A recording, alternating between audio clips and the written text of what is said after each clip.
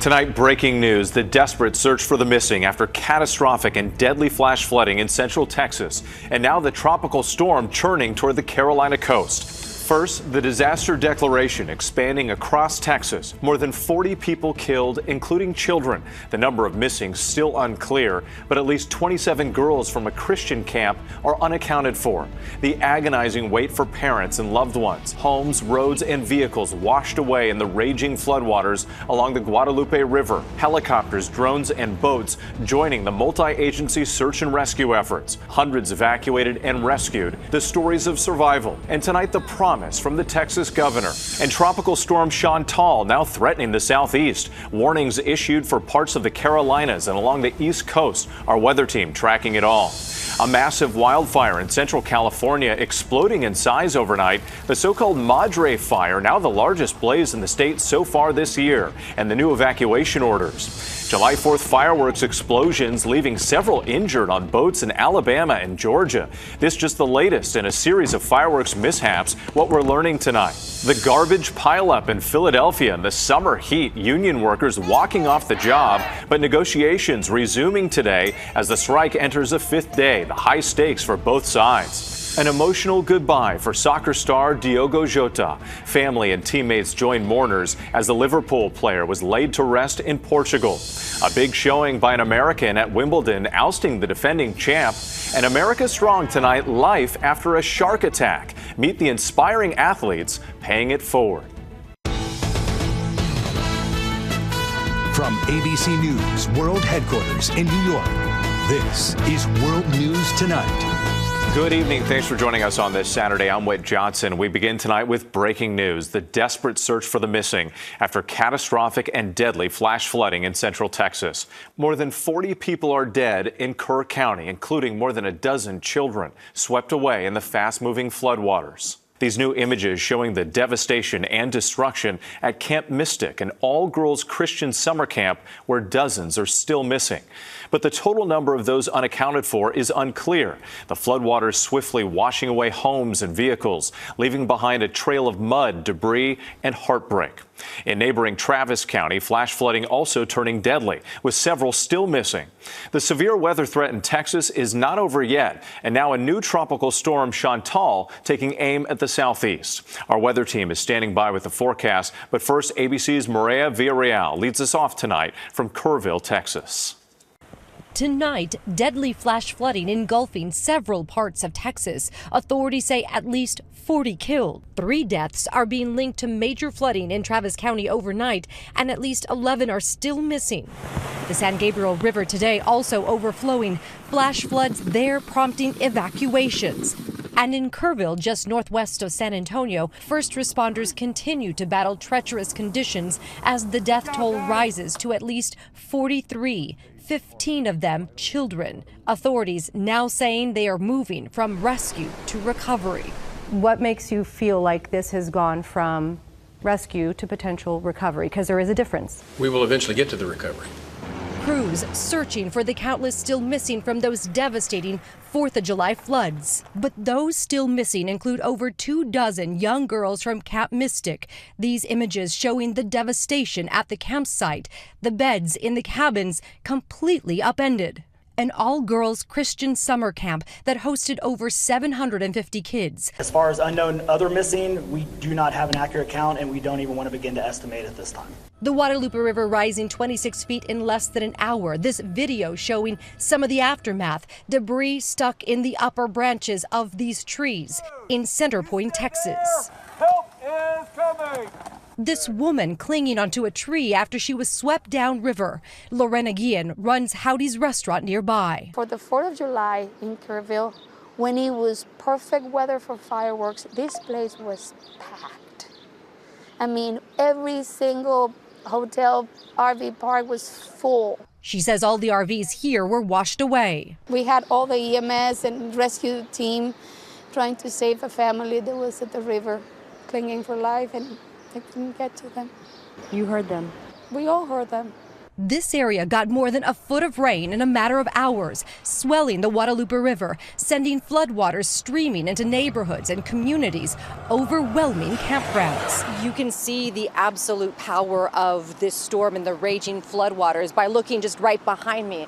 You can see a trailer wrapped around this giant tree, and across the river, you can see what looks like a mobile home. Pierce Boyette and his brother Ruffin managing to escape from nearby Camp Lahuna with the help of heroic staff. The flood started getting bigger, and it was going up to, we had bunk beds in our cabins, and it was going up to the top bunk, and we had one choice, and we had to swim out of our cabins. The White House monitoring the situation, the Trump administration saying they intend to help. The federal government needs to be here for the support and extra resources on the ground as well, and that is what we are doing.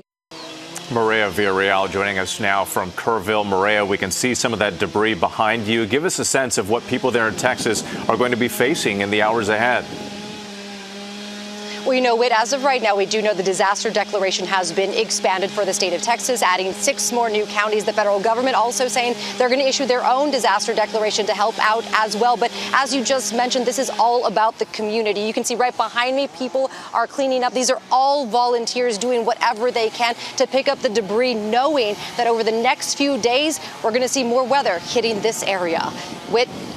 A long and difficult road ahead. Mireya, thank you. Let's get right to meteorologist Dani Beckstrom from our New York station, WABC. And Dani, you're tracking both the flood emergency in Texas and the new tropical threat in the southeast. Yeah, well, we have the updated track for Tropical Storm Chantal, but we'll start first with the rain in central Texas because heavy rain continues to fall near Austin. I know that's not what we want to hear. This does wrap up tonight with the flash flood watches expiring around 10 p.m. local time. But for now, the flooding continues in parts of Travis County, Williamson County, and Burnett County. Now let's talk tropics as Tropical Storm Chantal crawls toward the coastline. Conditions will deteriorate tonight with landfall expected between about midnight and sunrise tomorrow morning. Heavy rain, gusty wind. We have tropical storm warnings in effect near the coast, including Myrtle Beach. Again, the heavy rain, 2 to 4 inches, can produce flash flooding. The gusty wind can cause problems as well. Continued to see the scattered showers and storms through Sunday morning in the Carolinas, but even as the remnants move inland, rough surf and rip currents will continue to impact the southeast coast through the remainder of the holiday weekend. Yeah, multiple threats we'll be watching. Dani Beckstrom, thank you. We appreciate it. And as we just noted there, Chantal is bringing the risk of dangerous rip currents to parts of the East Coast, coming as many are flocking to the beaches over the long holiday weekend. Some beaches advising people to stay out of the water. And several people were injured after fireworks exploded on a boat in Alabama during 4th of July celebrations. It's just the latest in a series of fireworks mishaps, some of them deadly. Here's ABC's Morgan Norwood. Tonight, as Tropical Storm Chantal gains strength off the southeast coast, parts of northeast Florida to the Outer Banks of North Carolina on alert for dangerous surf and life-threatening rip currents as millions flock to beaches over this July 4th holiday weekend. Watch as this lifeguard frantically swims out to help 2 surfers off Myrtle Beach caught in the chop. In Florida, severe weather creating even more danger. A family of 3 struck by lightning. A 17-year-old girl rushed to the hospital. And it's not just the storms keeping people out of the ocean. More than 24 beaches closed across the country due to harmful levels of bacteria. And while many gathered to celebrate on the water, a series of boat explosions rocking popular hotspots. In Tennessee, a massive explosion setting off the entire arsenal of fireworks on this barge. Oh my God! No! No! This pontoon boat on Alabama's Lake Martin exploding Friday during what officials say was an unpermitted fireworks display. 6 people rushed to the hospital. We're contacting an outside agency to assist with the injuries. It's going to be multiple injuries. And in neighboring Georgia, flames tearing through this boat after a blast injuring 7 people, including a 5-year-old. Another celebration turning tragic in California, where an 8-year-old girl was killed after authorities say illegal fireworks misfired in her direction. 1 person arrested. And with the holiday weekend wrapping up, the focus now is on getting home. Sunday, tomorrow, expected to be the busiest travel day, both in the skies and on the roads. Experts say it's best to get going early or leave late. Whit, you'll run into that heavy traffic between 2 and 6 p.m. Yeah, got to plan ahead. Morgan Norwood, thank you. Now to the union strike in Philadelphia. Negotiations resuming today after garbage workers were among the nearly 10,000 people to walk off the job 5 days ago, seeking better pay and benefits. The trash is now piling up. And 4th of July celebrations impacted when major stars canceled their performances. Here's ABC's Perry Russell. As bags of garbage pile up in Philadelphia. It's starting to smell already, as y'all can see. Tonight, contract negotiations resume for the thousands of union workers on strike. More than 9,000 members from District Council 33 demanding higher wages. Their jobs include fixing roads, answering 911 calls, and picking up trash in the city.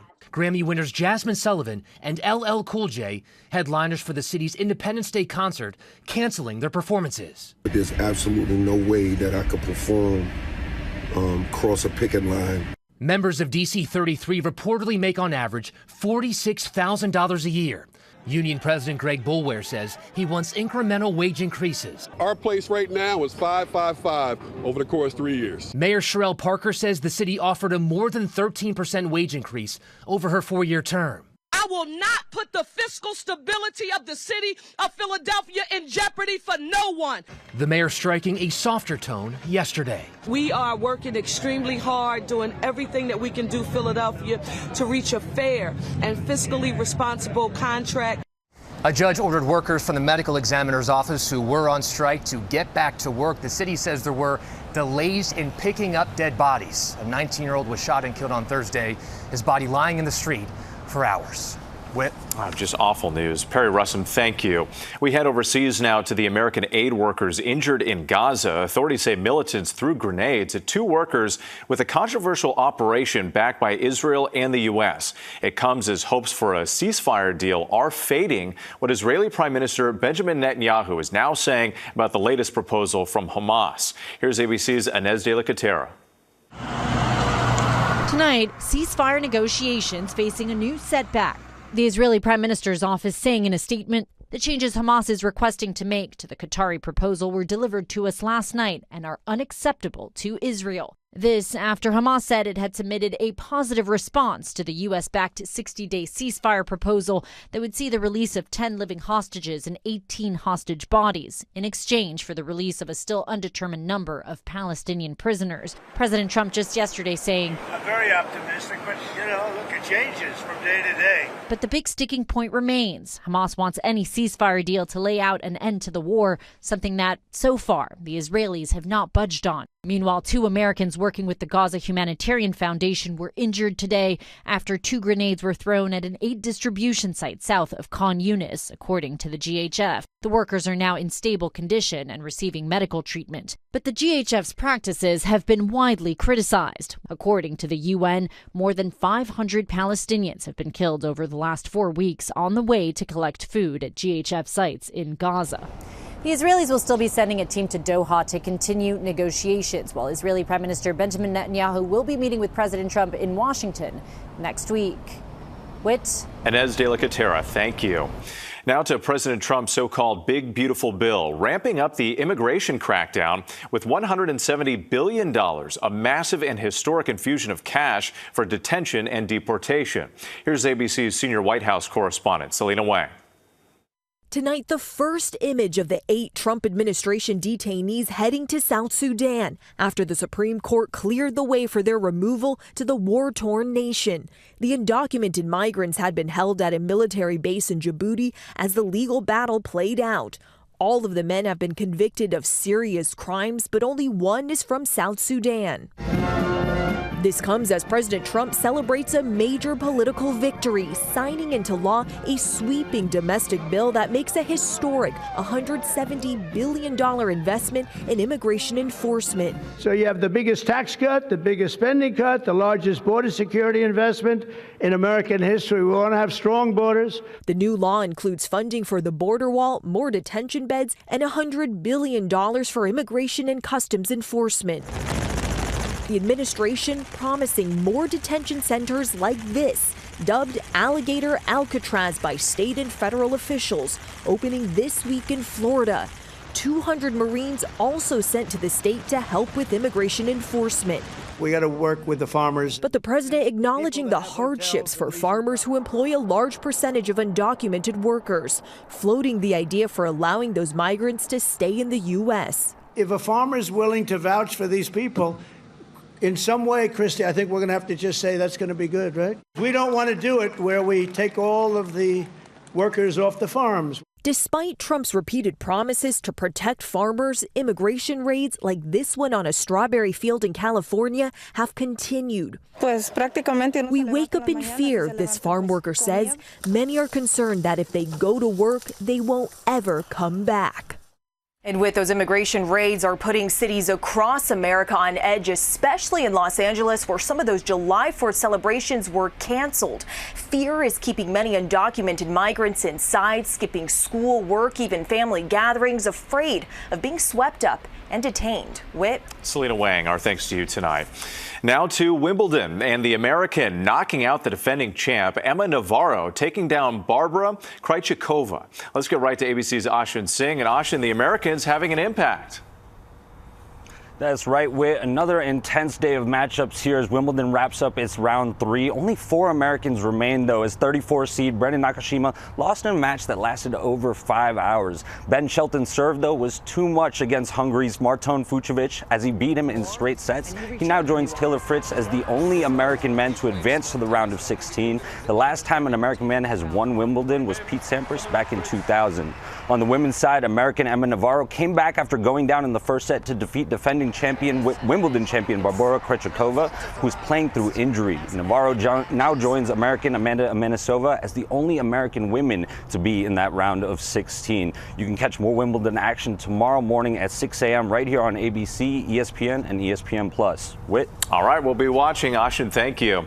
There's much more ahead on World News Tonight. This Saturday, an emotional farewell in Portugal. Teammates honor the soccer star Diogo Jota with a poignant tribute. And the fast-growing wildfire raging in California, effects now being felt 100 miles away. Next tonight, California's largest wildfire of the year exploding in size. The Madre Fire expanding to 79,000 acres in just 72 hours. The flames 10% contained, tearing through rural parts of Los Padres National Forest. Smoke drifting 100 miles south to the Los Angeles area, prompting air quality alerts. Fire's cause still undetermined. Today, friends and loved ones saying their final goodbyes to soccer star Diogo Jota. Teammates from Portugal's national team and his Liverpool club filing into a church near his hometown, one holding a wreath bearing the number 20 he wore in England's Premier League. Jota and his brother, Andre Silva, laid to rest 2 days after dying in a car crash in Spain. A former coach saying their spirit will be with them forever. When we come back here, remembering Julian McMahon, a former co-star, reflects on the actor's death. To the index now, fellow actors remembering Julian McMahon. The Nip Tuck star died Wednesday in Florida after battling cancer.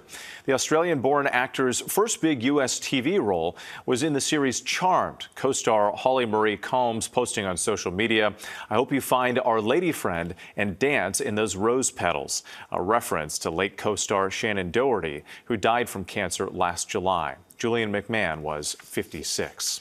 Still